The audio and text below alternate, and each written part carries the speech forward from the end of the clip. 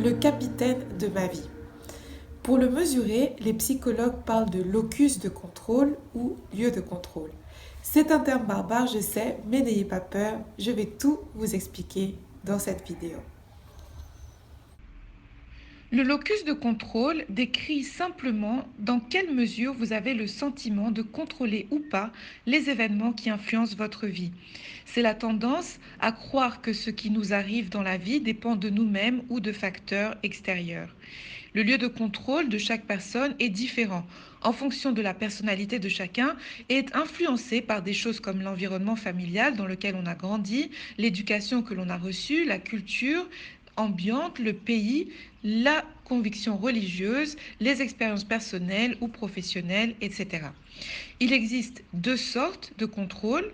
Le contrôle interne, lorsque je crois que ce qui m'arrive dans la vie dépend d'actions que j'entreprends personnellement et que je maîtrise, des efforts que je fais ou de mon comportement, que je suis responsable de la situation dans laquelle je me trouve, qu'elle soit bonne ou mauvaise. Le contrôle externe, lorsque je crois que ce qui m'arrive dans la vie, de bien ou de mal, est sous la domination de forces extérieures qui peuvent sans problème m'échapper et dépend de facteurs comme le hasard, la chance, la fatalité, la destinée, la superstition, la société, le gouvernement, etc. Votre manière de voir influence votre gestion du stress et des événements, ainsi que votre motivation à prendre votre vie en main. Il va impacter l'ensemble de vos projets personnels, les efforts pour réussir et les stratégies pour atteindre vos objectifs. En plus d'influencer la manière dont vous répondez aux événements qui se produisent dans votre vie, cela va aussi impacter votre motivation de passer à l'action. Si vous croyez avoir les clés de votre destin en main, alors vous passerez probablement à l'action pour corriger les situations de votre vie. A l'inverse, si vous croyez que le résultat de votre existence ne dépend pas de vous, alors vous aurez tendance à moins chercher à vous préoccuper de changer les situations qui vous dérangent. Vous allez ressentir que vous ne pouvez rien y faire et qu'il faut simplement attendre que la tempête passe d'elle-même. Comme tout dans la vie, il faut être dans une position équilibrée où 1. On voit que nos faits et gestes provoquent des conséquences et des réactions qui créent nos vies, mais que 2. On ne peut pas tout maîtriser de A à Z.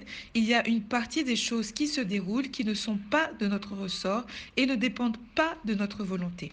Un excès de contrôle interne, donc ceux qui pensent que tout ce qui m'arrive est de ma responsabilité, fait que les personnes peuvent se sentir à tort responsables, elles auront du mal à accepter l'échec et elles vont se blâmer constamment, même quand ce n'est pas de leur faute. Elles pourront avoir tendance à travailler à l'excès au risque de développer un burn-out, de développer une tendance à l'impatience aussi parce qu'ils ont plus de mal à accepter qu'il y a tout de même des événements qui ne sont pas de notre ressort. Un excès de contrôle externe, les gens qui pensent que tout ce qui m'arrive est de la faute des autres, auront tendance à se considérer comme de simples spectateurs dans leur vie, à sous-estimer leurs capacités et auront plus de mal à se remettre en cause.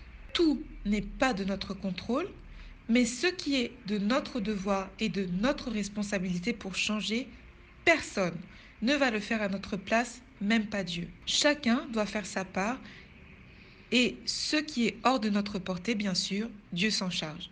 Il y a une citation de Marc Aurèle qui a été adaptée en prière.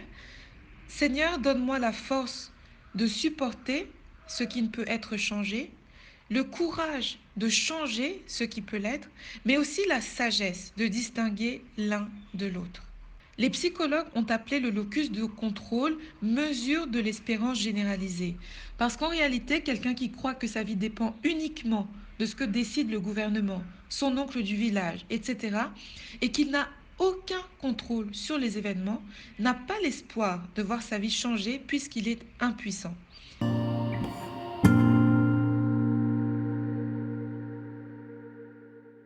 Alors, avez-vous un lieu de contrôle interne ou externe? Je vous propose de le découvrir en réalisant le test dans l'article dont le lien se trouve en commentaire de cette vidéo.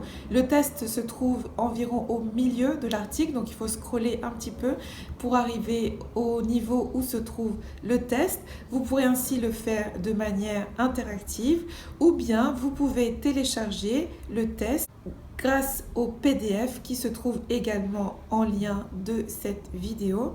Vous pourrez aussi le faire de manière manuelle.